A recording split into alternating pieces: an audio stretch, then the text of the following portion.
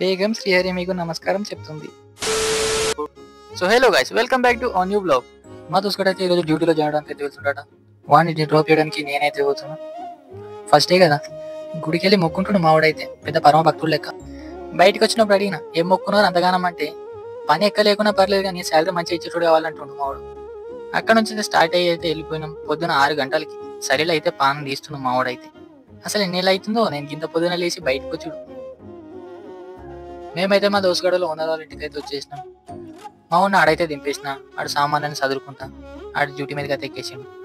వచ్చే దారిలో అయితే అనుకోకుండా వర్షం అయితే స్టార్ట్ అయిపోయింది.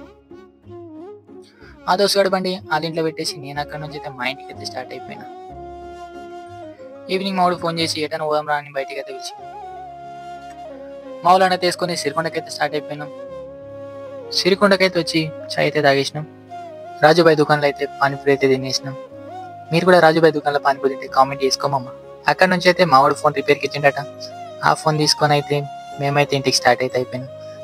సరే మరి ఇంకో బ్లాగ్లో అయితే కలుద్దాం.